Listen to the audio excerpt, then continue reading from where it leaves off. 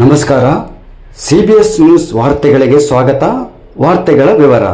ಗಂಗಾವತಿ ಶ್ರೀ ಶೃಂಗೇರಿ ಶಂಕರ ಮಠದಲ್ಲಿ ಉತ್ಸರ್ಜನೋಪಕರ್ಮ ಹಾಗೂ ನೂತನೋಪಕರ್ಮ ಶ್ರದ್ಧಾಭಕ್ತಿಯಿಂದ ನಡೆದ ಋಗ್ವೇದಿಗಳ ಯಜ್ಞೋಪವೀತ ಧಾರಣೆ ಕಾರ್ಯಕ್ರಮ. 24 ವರ್ಷಗಳಿಂದ ನಿರಂತರ ಧಾರ್ಮಿಕ ಆಚರಣೆ.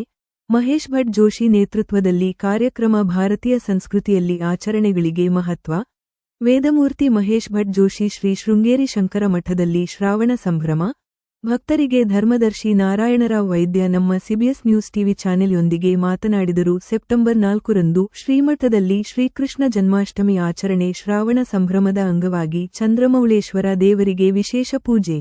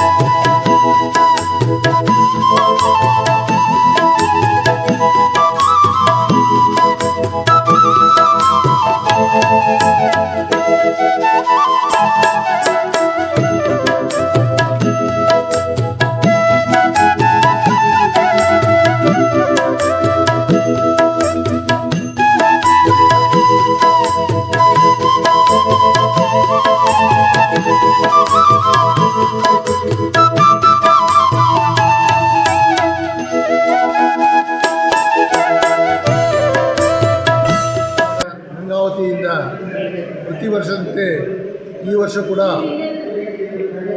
ಮೂಲ ಹುಣ್ಣಿಮೆ ಉತ್ಸವವನ್ನು ಶ್ರವಣ ನಕ್ಷತ್ರ ಬಂದ ದಿವಸ ಗುರುಗಳ ಆದೇಶದಂತೆ ಇವತ್ತು ನಾವು ಮಾಡ್ತಾಯಿದ್ದೀವಿ. ಇದು ಪ್ರತಿ ವರ್ಷವೂ ನಾವು ಕಳೆದ 23-24 ವರ್ಷಗಳಿಂದ ನಾವು ಮಾಡ್ತಾ ಬಂದಿದ್ದೀವಿ. ಅದೇ ರೀತಿ ಮುಂದುವರಿತಾ ಇದೆ. ಈ ಸಲ ವಿಶೇಷವಾಗಿ ಸೆಪ್ಟೆಂಬರ್ 4ನೇ ತಾರೀಕಿಗೆ ನಾವು ಕೃಷ್ಣ ಜನ್ಮಾಷ್ಟಮಿಯನ್ನು ಮಠದ ಗುರುಗಳ ಆದೇಶದಂತೆ ಆಚರಣೆ ಮಾಡಬೇಕೆಂದು ಉದ್ದೇಶಿಸಿದ್ದೇವೆ.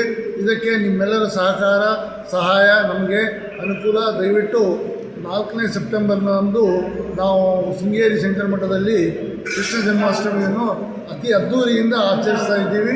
ನೀವೆಲ್ಲ ಬಂದು ಪಾಲ್ಗೊಳ್ಳಿ. ಗುರುಗಳ ಆಶೀರ್ವಾದ ಮತ್ತು ಜಗನ್ಮಾತೆ ಶಾರದಾಂಬೆಯ ಪರಮಾಣುಗಳನ್ನು ನೀವು ಪಡೆಯಲಿಕ್ಕೆ ಎಲ್ಲರಿಗೂ ನಾವು ವಿನಂತಿಸಿಕೊಳ್ಳುತ್ತಿದ್ದೇವೆ.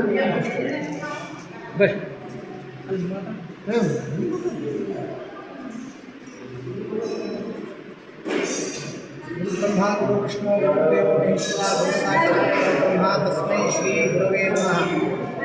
ಪ್ರತಿ ವರ್ಷದಂತೆ ಪ್ರಯಾಸವಾಗಿ ನಾವು ಮಠ ನಿರ್ಮಾಣಕ್ಕಿಂತ ಮುಂಚೆದಲ್ಲಿ ಒಬ್ಬ ದೇವಸ್ಥಾನದಲ್ಲಿ ಮಾಡ್ತಿದ್ವಿ. ಇವತ್ತಿಗೆ ಹೆಚ್ಚು ಕಡಿಮೆ 23 ವರ್ಷ ಮುಗಿದು 24ನೇ ವರ್ಷ ನಾವು ಯಜ್ಞೋಪವೀತ ಧಾರಣ ಕಾರ್ಯಕ್ರಮವನ್ನು ಮಾಡ್ತಾಯಿದ್ದೀವಿ. ಅದರಂಗ ಇವತ್ತು ನಮ್ಮ ಶಂಕರ ಮಠೀಯ ಎಲ್ಲ ಭಕ್ತಾದಿಗಳು ಮತ್ತು ಮಠೀಯ ಎಲ್ಲ ನಮ್ಮ ಸಮಾಜದವರು ಇವತ್ತಿನ ಬಂದು ಈ ನೂತನ ಉತ್ಸರ್ಜನ ಉಪಕರ್ಮ ಕಾರ್ಯಕ್ರಮವನ್ನು ನಡೆಸಿದರು. ಇದರೊಳಗೆ ಏನಂತಂದರೆ ಋಷಿಗಳನ್ನು ಸ್ಮರಣ ಮಾಡಿಕೊಳ್ಳೋದು, ಅರುಂಧತಿ ಸಹಿತ ಕಶ್ಯಪಾದಿ ಸಪ್ತ ಋಷಿಗಳನ್ನು ಪೂಜೆ ಮಾಡಿ ಅವರು ನಮಗೆ ಮಂತ್ರದೃಷ್ಟಾರರು ಅಂತ ಹೇಳ್ತೀವಿ. ಋಷಿ ಅಂದರೆ ಮಂತ್ರವನ್ನು ರಿಸರ್ಚ್ ಮಾಡಿದಂಥವ್ರು.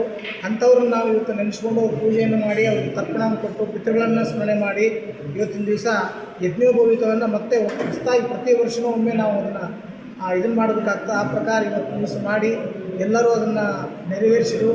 ಇದರಂತೆ ನಮ್ಮ ಸಮಾಜದೊಳಗೆ ಇಂಥವು ಧರ್ಮ ಕಾರ್ಯಗಳು ನಡೀತಾ ಇರಬೇಕು.